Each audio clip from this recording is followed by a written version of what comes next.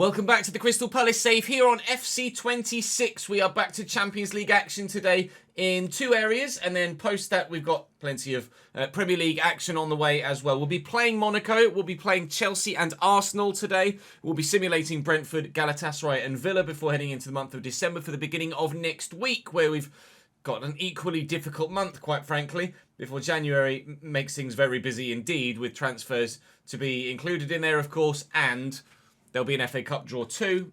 There won't be Carabao Cup stuff because we are out of that one after losing to Manchester United in a simmer earlier on in the season. So form is okay. In the Champions League, we're undefeated. We're only 18th at the minute in the standings, so I'm leaning towards playing Monaco to try and win. Sim Galatasaray, play Inter, and put ourselves in a position where we can consider focusing on the Premier League ties in January and the FA Cup ties, so that we can sim FC Copenhagen and Marseille and comfortably get through to the knockout stages of the Champions League. That is the main focus this season, is to win the Champions League, but obviously we would like to do well in the Premier League as well if we can, and we're focusing on more than just that one competition in this third season, unlike the Valencia save where we solely focused on the Champions League. We're only 3 points off 5th. We're only 4 points off 3rd, but we are quite a way off the top 2 at this moment in time. You can see that they quite clearly are a cut above the rest at the minute. And with Arsenal today and Newcastle in the next episode on Monday, we will have some tests to come in the next few games.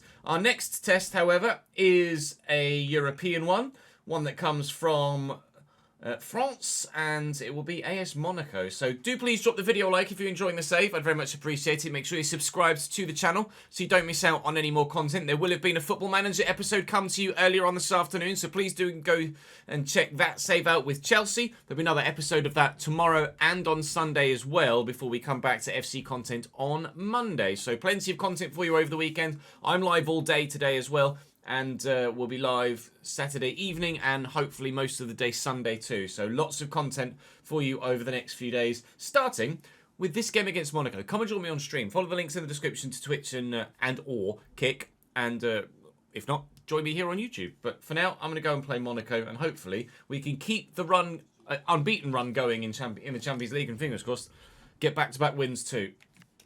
Hello, Dusan Vlahovic. Yikes. Monaco line up with Philip Kuhn in goal for them. They've got Eric Dyer on the bench. Paul Pogba is still here and playing in Season 3. They're going 4-4-2. Salisu and Kehrer at the back with Reece James at right back with the captain's armband. And as we saw earlier, Dusan Vlahovic up top alongside Beerith. They do have an 85 rated Samu on the bench as well. They're missing, through injury, an 84 rated Bonjman Pavard, the centre-back / right back. So they could be slightly stronger, but they're not a bad side by any stretch.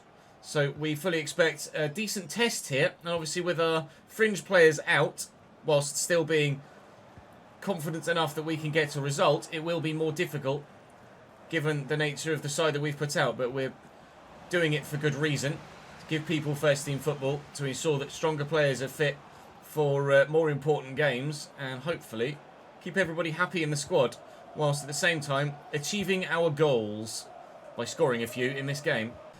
Monaco holding their shape well. Sometimes a 4-4-2 is really open, and sometimes it's just a particularly solid formation.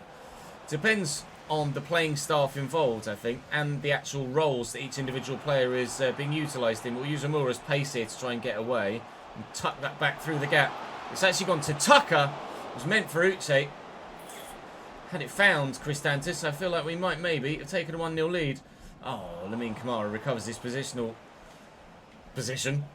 very well indeed there. Otherwise, we might well also have had another opportunity. Half an hour in, we've had the best opening, but neither goalkeeper yet called into action. That might be about to change here with Haj Musa. And here's Lamine Camara. It's good footwork. Have to get Curtis Jones involved. Zakaria, I think, swung and missed at that. And then they have given it away. They've won it back in because it's very tight in these central areas. But Weston McKennie does really well. And that is a good breakaway. And there is space over here for Tucker. Space that is about to disappear. But that doesn't bother him, because he's in and just can't quite get the shot away with Uche. We're getting close. We couldn't really be much closer. But the goal hasn't come yet. It's well intercepted by Cardona. Shepherd and McKennie counters on. Use Jones, then over the top. And Uche's in because the fullback was playing him on. Oh, it's through the keeper. The shot power just too much. It wasn't accurate enough for me towards the bottom corner. But because he struck it so hard, the goalkeeper couldn't keep it out. Christantis does bury and give us the lead here. We've been the more likely side to score.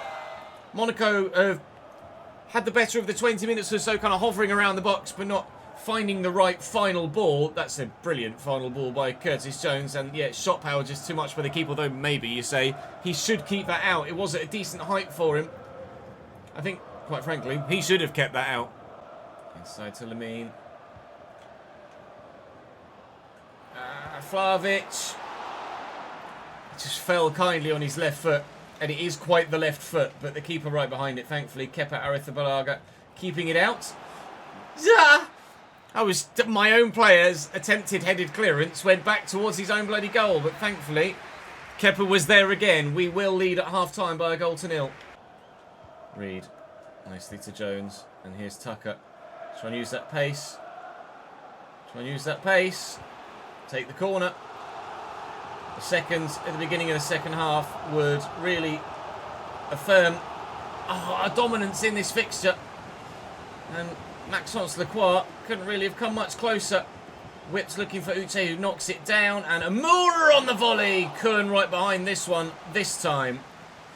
Wow, Lacroix met that header very well indeed. He did come to me recently, Maxence. Oh, nicely done, Mr. Shepherd. Came to me recently, Maxence Lacroix, saying, look, I need to play some more football, please. Oh, Uche! I was looking for the same sort of assist we got for the first goal and absolutely did not get it. And you might well imagine this is going to Mr. Uche. Oh. I get very lucky. We won't overly celebrate it. Again, Uche shot straight at the keeper there. That's basically what he did with his first chance and goal, but got lucky because the keeper fluffed it. Keeper this time did what he should have done last time, as I'm aiming for the corner. He just keeps shooting straight at the keeper. Shepherd grabs a goal in Europe, though. Great to see the youngster on the score sheet in the Champions League. 2-0 lead here against Monaco. This is just the way that we needed this game to go with the rest of our fixtures in Europe. And hopefully, it sets us up nicely for the rest of the episode. Here's Beerith, option out wide here. Forward from fullback, and Vlahovic is there. Needed a bit more height on that to loop it over Kepa. Vlahovic has been the best avenue to goal for them in this game. And he just hasn't quite had that final bit of quality they've needed, unfortunately for them. Looking for Tucker in behind here. And Uche is in the middle for maybe another one. Oh, a little bit awkward. Still 2-0 though. And comfortable for now at the other end of the pitch, despite Dusan Vlahovic having a couple of opportunities.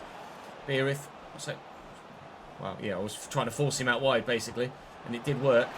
And that's why Dusan Vlahovic's left foot is very good. He does have a goal, and Monaco are back in it. Get to that, please, Mr. Reed, thank you. 2-2 between Bayern and Slavia Praha, and actually, that's Afonso Davies, ensuring that Bayern aren't losing that game. Sobersley needs to time this right. It was meant for Uche. I've evidently put too much power on it, and it's assumed that I'm trying to play that all the way across the far side, which has lost me possession in a crucial time in the game. Because now here comes Dusan Vlahovic out wide to Kragovic again, and they might steal a point here, Monaco. Wow, that's a great leap by Weston McKennie. Reed can't get there though, and now we still treading that tight wire. But we've dealt with it. Well, it wasn't as easy as we might have liked, but the fans are very pleased with a home win in the Champions League again. We got one against Bodo Glimt. We've gotten one against Monaco, and that's 4 games in the Champions League unbeaten now. 2 wins, 2 draws. We are looking likely of going through to the knockout stages, hopefully via the top 8. We'd rather avoid a playoff round if we possibly can. We've got game against Galatasaray to come later in the month, but for now we're heading on towards that game against Brentford. Brentford at home, full strength side. Bosch, victory please. I'll be honest, I wasn't expecting one quite that size. Deary me. Cherky, Duran, Vivian, Duran, Gusto. 5-0 against Brentford. That is a surprise, I have to be honest. I was expecting maybe like a 2-1 or something like that. Wharton has finally been able to become a central midfielder. And we could maybe make him 89 rated by the end of the season as well. Eddie Howe's Chelsea line up actually in a 5-back. Eddie Howe playing a 5-back formation is not what I would have expected, but it's a strong defensive unit. The midfield is very good. And the forward line is equally as impressive too. Yeremy Pino, obviously formerly of ourselves, 88 rated now. And they've got obviously quality elsewhere as well. Nico Jackson's 84. They've also got an 84 rated Liam Delap. Joao Pedro is still here, also at 83 rated. So Yeremy Pino is probably the only truly world-class player in terms of rating. But go on, ads. Deflected. But they've got plenty of very, very good players in the side. To be fair, Enzo Fernandez, I think, is 87. Demande's up! And very nearly gives us a 1-0 lead. Is Estevao, another Brazilian, who's 85 rated as well, Estevao. So I'm expecting him to be very good today too. John Duran and Dominic Szoboszlai. And Szoboszlai, I mean, I was going to say, to be fair, got caught there, and we should get a free kick, and we do, in a very good position. Now, recently, I tried one of these, put too much power on it, and it went over the bar, so I'm a little bit apprehensive to put too much power, but I wonder whether maybe doing this I put not enough. Oh, still too much, apparently. Up over the wall and over the bar. Free kick accuracy is only so important at the minute, it seems, with this free kick mechanic, because if they have high shot power, it just always goes over. You want someone to score lots of free kicks, you need them to have good free kick accuracy, but not a lot of shot power. Lovely ball looking for Ryan Cherki. Can't get there. Martin Fernandez is their fullback on the right-hand side, and he's dealt with that very well. Timber to Wharton. Wharton to Szoboszlai. Szoboszlai will try again! But he can't find the target. Ian Nico Jackson linking up, looking for him again, but given away. Yikes. Chelsea have been actually surprisingly poor in possession in this first half. They cannot keep the ball away from us. Lots of misplaced passes. Cherki turns inside beautifully, looking for Zoran, who's on his left. It's a narrow angle. It's not narrow enough, however, to stop Crystal Palace taking the lead. Now, that is the sort of clinical finishing I want from my #1 striker. 5 goals in 8 games so far in this Premier League season for John Duran. That was much better from him. I thought maybe I'd made a mistake by shooting from there, but I didn't really have any other option. I'm glad I took the option this time. We lead. Brentford on the back of their 5-0 trouncing by ourselves have gone away to the Emirates this time and actually holding their own. Here's Yeremy Pino and Estevao.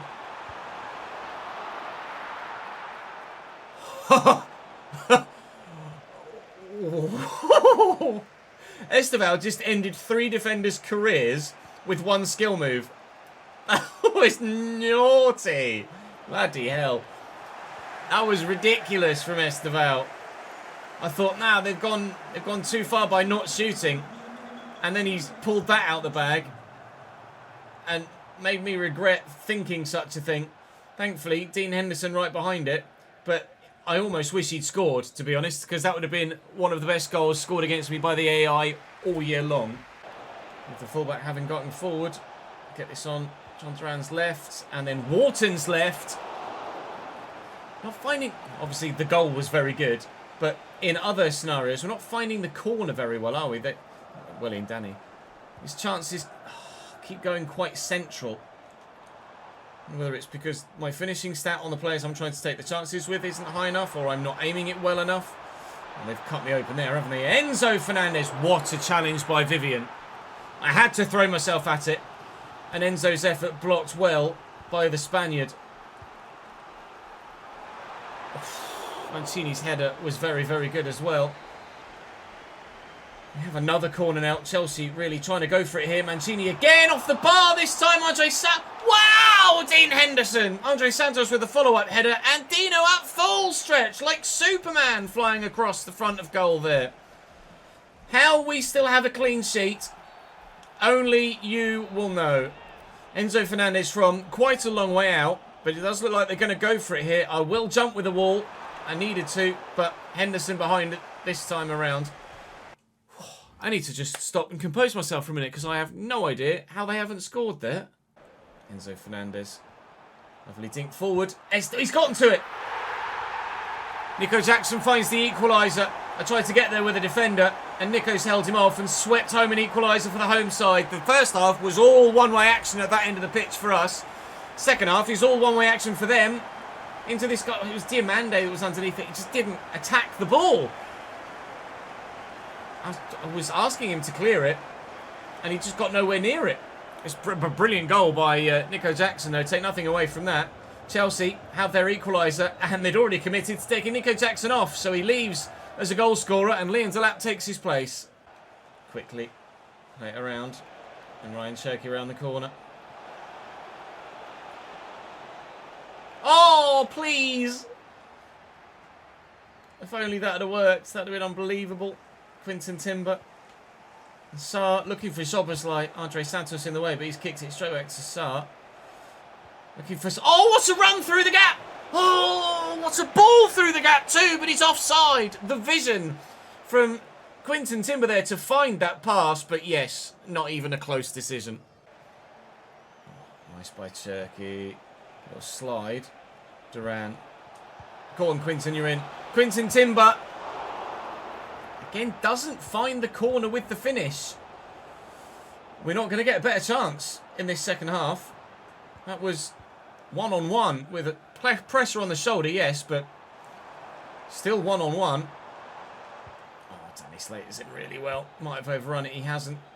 We'll look to send Ryan Cherky away here. Arsenal have taken the lead against Brentford now in the 84th minute to make it 3-2 there. It's brilliant from Cherky. It's also an unbelievable block by the defender. We saw Vivian put in a brilliant sliding effort at one end in the early stages of the second half, and now at the latter stages of it, they've done something similar themselves. Can we still, however, find that winning goal? Timber and Szoboszlai. They squeeze that to Duran. No. Was hopeful, but I needed to do something of that sort to try and force the issue with such little time remaining. It is a point only away from home against Chelsea, but the way that they fought back in that second half, they deserved it, and they defended well at the end as well.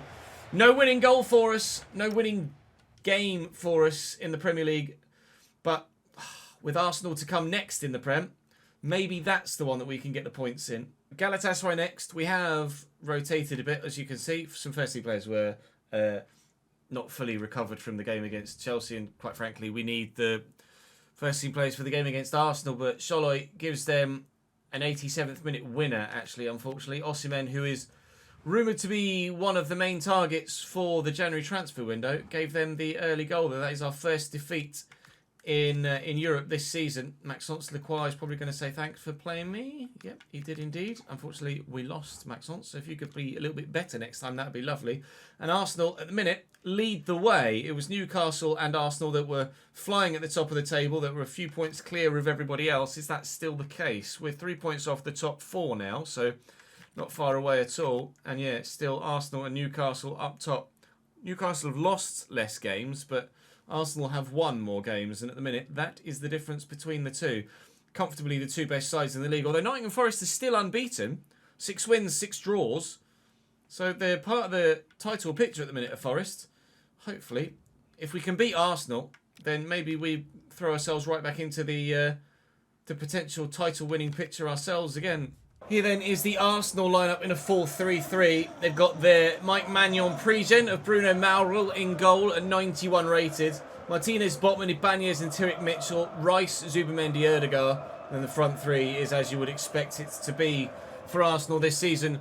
Mikel Arteta is not there at the moment. It was some guy called Thiago, apparently. So, presumably, Arteta has not been sacked and just moved on elsewhere, because I don't think he's performed that poorly. Maybe we can have a look through the managerial movements in the save and find out exactly where Mikel Arteta is or what happens to him. But I didn't realise he wasn't Arsenal manager anymore. Whoever it is that's in charge at the minute, though, is obviously doing a very good job because they're top of the table.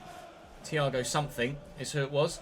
We'll, of course, go through and either download a mod for real-life manager names for all divisions for the next save we do, or just manually change them. But hopefully, in fact, there will probably be a YouTube poll. Decent delivery. Decent header. Decent save. There'll probably be a YouTube poll as to what you guys would like to see next as the secondary save on the channel. soon. So keep your eyes peeled for that in the community section of the YouTube channel. But for the time being, we will we'll concentrate on Palace. And hopefully beating Arsenal. Or at least avoiding defeat against Arsenal. But easier said than done. Martinelli to Gyökeres. He's beaten me. And his finishing is exceptional. Arsenal lead. Cherki. Nicely into Wharton. Looking for Cherki again.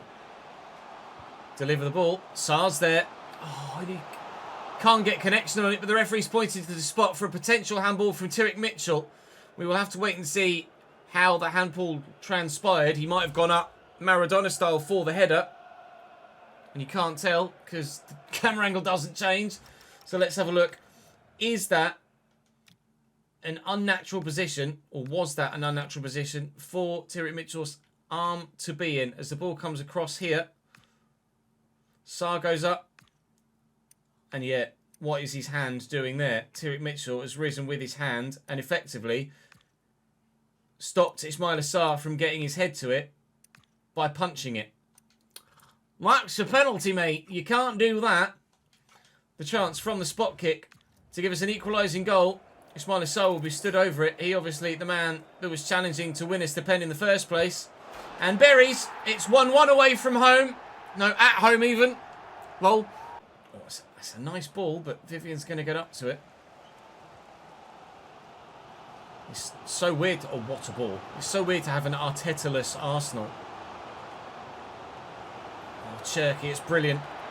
Ibanez in the way. Kept his arms by his side. No penalty this time. Cherki's turning inside. Just in general, whilst Cherki isn't obviously having a massive output, he's so fun to play with that I almost actually don't mind that he's not got a massive output for me, because he's really good fun to knock the ball about with and to dribble with. And as a man that does enjoy a little bit of left stick dribbling as his play style, I really do find Cherki quite good fun.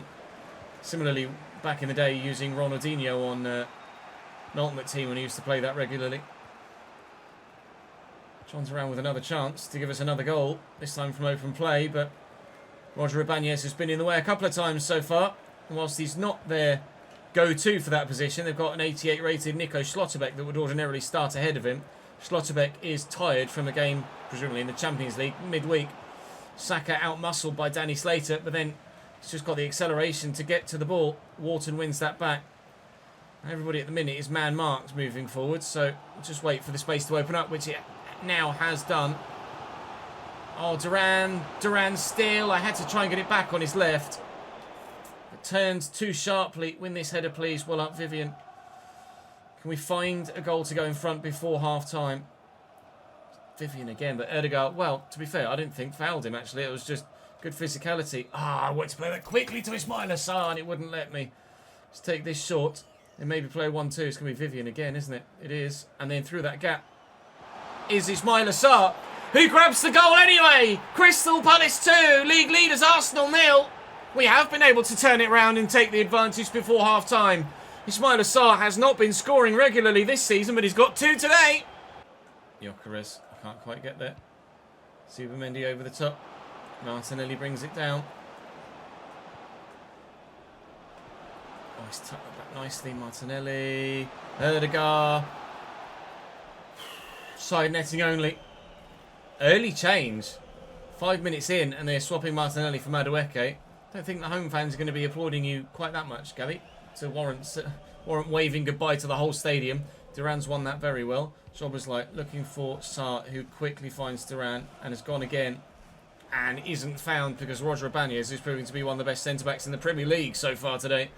Saka scored a brilliant solo goal last time we played Arsenal to give them, at the time, a 2-1 win, I think. Here at the minute, the scoreline is the other way round, but you can quite clearly see that it is all one-way action at the moment. Zubimendi showing the strength of a gladiator to hold me off there, but we've weathered the initial storm here at the start of the second half. Although play continues to come towards us. Saka might be going solo again. He is and has. The The pressure has paid. It's 2-2 against the league leaders. I've definitely got man, not ball there. Should only be a yellow for Timber here, but it was a strong challenge, and it's within shooting range, maybe. They might elect to lay this off short. Oh, no, it's a bit further out than I thought it was. I thought it was about where the wall is. Oh, he's gone for goal anyway, and he's hit the top of the bar. Bukayo, calm down, sir. Deary me, if that had gone in, wow. Oh, it's a great through ball. Noni Madueke's in the box. Standing me up well. Diamande does enough. All what I'd give for a late winner here. It would slow Arsenal up in their charge towards taking away our current Premier League title. And would bring us back into the picture to retain our Premier League title. Oh, Sar's done really well. And there's two in the middle to try and find. And neither can be found. Choppers like Gusto. An early cross. Duran's underneath it. He can't bring it down. I think that's going to be a 2-2 draw here against Arsenal. Well, after going 1-0 down, you'd have said you take the point. But after going 2-1 up, you'd rather have held on for the victory. Two good goals from Arsenal, though, to be fair to them. So they've earned that point just as Chelsea earned theirs. And unfortunately, we don't pick up a victory against either of the bigger sides that we've played today. It's going to stunt our progress. We're still only 4 points off fourth, so it's not been horrendous for us today, but we've drawn nearly half the games that we've played so far this season, which isn't ideal. Newcastle now top of the table again, as Arsenal are there in second, and Forest continue to keep the pressure on and continue to remain unbeaten. New role update for Wharton. Deep line playmaker plus, 20 weeks away from being 89 rated. Now that's certainly shortened. It was in the 30s not long ago. 33 weeks I think it was when we changed that earlier on the episode, and it's definitely not been 13 weeks between then and now. A little bit fatigued, but should still be strong enough to get the result. It's another bloody draw.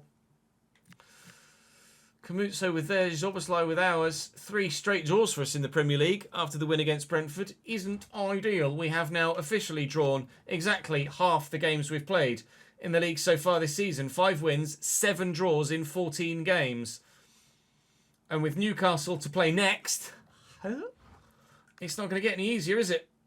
No, sir. No, it is not. Oh, go away with that bug, please. Voltemada with 12 goals this season. Callum Hudson-Odoi with 13. See who's leading the way for Forest. Newcastle and Inter Milan, as well as Liverpool, will be the played games in the next one on Monday.